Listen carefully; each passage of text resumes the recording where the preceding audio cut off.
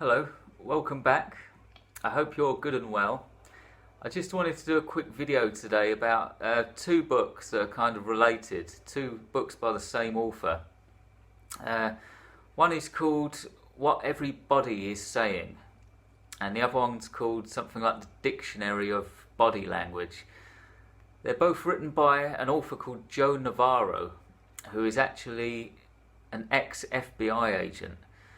This man used to work for the FBI interviewing suspects and criminals, and he's got like years and years of experience studying human body language.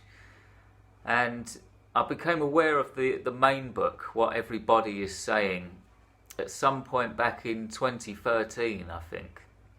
I read it the first time back in 2013. And I loved it. I found it really interesting. And I read it again in 2018, and it was just as good then. I kind of gave myself a refresher on the lessons it teaches.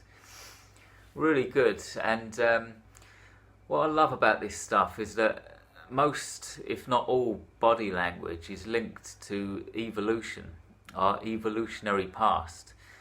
And so you learn about these old evolutionary theories reading this stuff. And the main thing you learn really is like when people are nervous or scared, the limbic system in their brain is kind of taken over. The limbic system is like the emotional center of the brain. And when you're nervous, if you're being interrogated by the police or something, and you're really nervous and scared, your limbic system needs to be soothed and pacified. And so we end up doing these pacifying gestures. That's what they're called in the book. Pacifying gesture, it could be like stroking the neck. If people are nervous, they do this. Or they might rub themselves or something. And this is all done to soothe the limbic system. You may not know it when you're doing it, but that's what's happening. So it's a really interesting part of the book. I read the second one recently. I actually finished it last night. The second one is called the Dictionary of Body Language or something like that. The dictionary one isn't quite as good. If you're really into this stuff, you should read the main one, What Everybody Is Saying. But the dictionary one is good if you like to read like little snippets of information. It's like bus stop reading kind of thing, reading on the go. If you don't want to go into things too heavy, then that's a good one to read. It goes for every single body part, I think in alphabetical order, just listing little traits and actions that we do. But I highly recommend these two books. I really enjoyed them, and I just want to describe 4 of my favourite facts that I've learned after reading these books.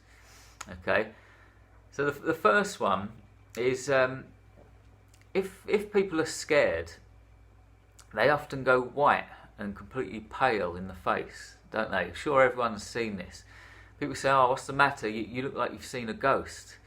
Their face is totally white. Now this has got a strong evolutionary reason behind it.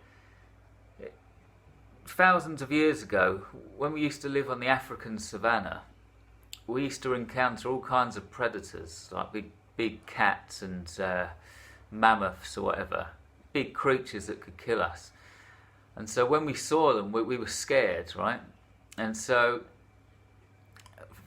through natural selection and evolution, our body developed this mechanism where if we saw a predator, most, if not all of the blood in our body rushed down to our legs, towards the big muscles in the legs, because our legs needed the blood supply so that we could run away and escape.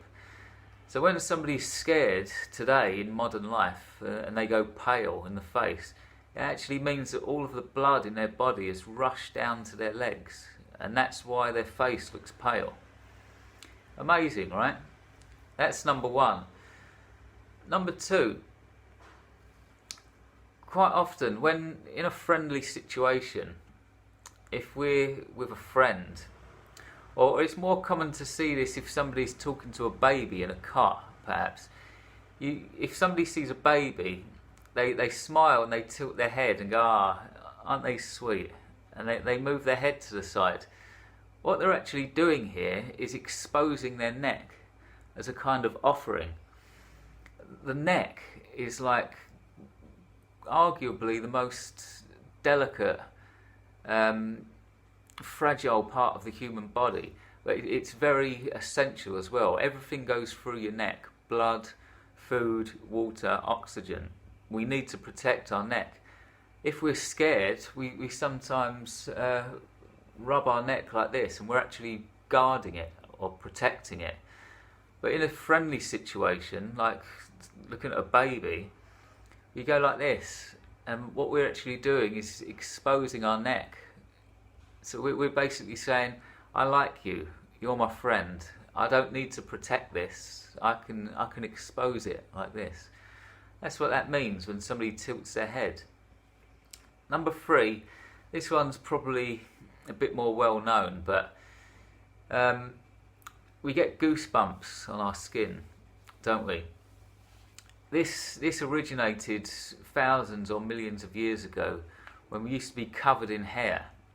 When we were like proper primates, we were covered in hair, and if something was disturbing, or if we were scared, we got goosebumps, and it caused all of the hairs on our skin to stand up on end, and that had the effect of making us look bigger and stronger. You can still see this to this day with cats. Cats do this.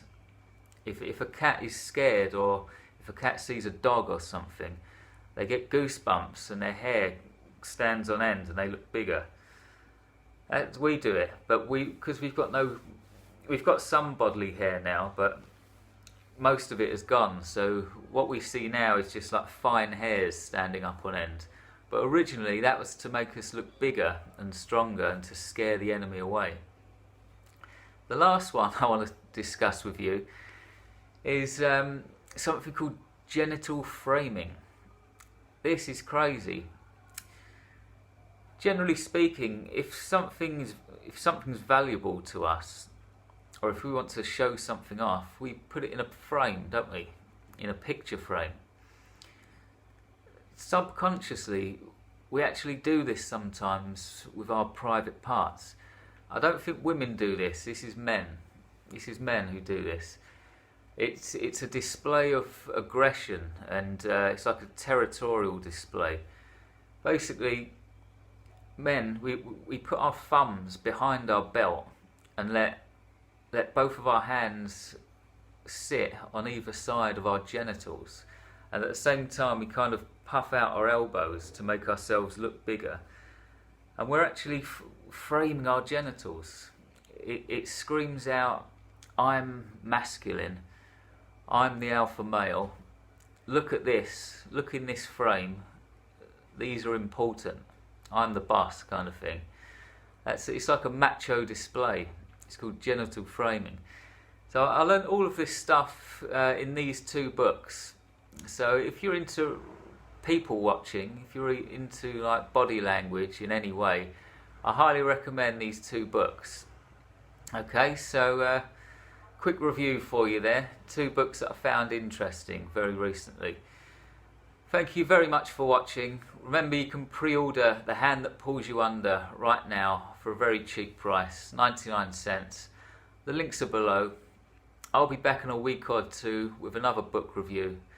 In the meantime, try to have a great day on this peculiar, fascinating, ruthless rock we call Earth. Goodbye.